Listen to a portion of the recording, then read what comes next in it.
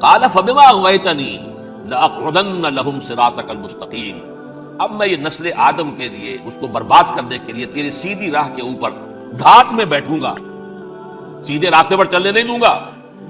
ثم لآتینہم من بین ایدیہم، پھر میں ان پر حملہ آور ہوں گا، ان کے سامنے سے بھی، ومن خلفہم، ان کے پیچھے سے بھی، وعن ایمانہم، ان کے داہنی جانب سے بھی، وعن شمائلہم، اور ان کے بائیں جانب سے بھی، ولا تجد اکثرہم شاکرین، اور تو دیکھے گا کہ ان کی اکثریت تیری شکر گزار بندوں پر مشتمل نہیں. یہ چیلنج تھا.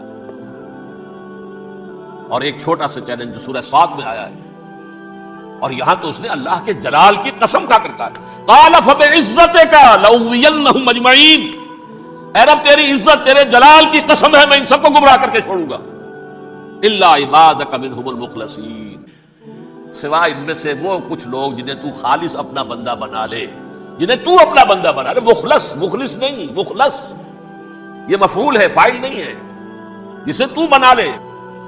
بعض لوگوں کو اللہ چن لیتا ہے، وہ اجتباک، تمہیں چن لیا ہے. استفاء، اجتباء، بس وہ بچیں گے جن کو تو اپنی خاص امان میں لے لے گا، باقی میں سب کو گمراہ کر کے چھوڑوں.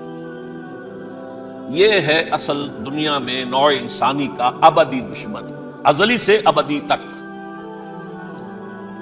اور اس میں نوٹ کیجئے کہ اس کی اصل بنیاد کیا ہوئی؟ دو لفظ، تکبر اور حسد. استکبرا، تکبر کیا، انا خیر منہ، میں اس سے بہتر ہوں. یہ ساری بس کی گانٹھ یہی ہے، سب سے بڑی گمراہی کی وجہ یہی ہے. اسی لیے کہا ہے حدیث میں، لن يدخل الجنہ من کان فی قلبہ مثقال حبۃ من کبر، جنت میں ہرگز وہ شخص کبھی بھی داخل نہیں ہو سکے گا جس کے دل میں رائے کے دانے کے برابر بھی کبر.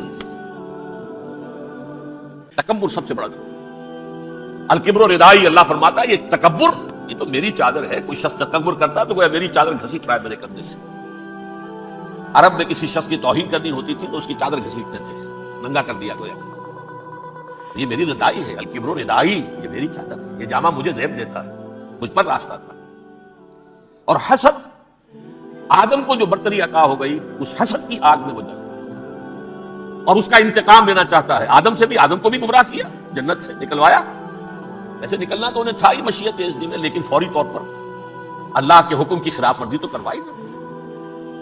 فعصى آدم ربہ فغوى، آدم نے اپنے رب کے حکم کی نافرمانی کی اور گمراہ ہوا عارضی طور پر. یہ دوسری بات ہے، توبہ کر لی، اللہ نے توبہ قبول فرما لی، معاف کر دیا.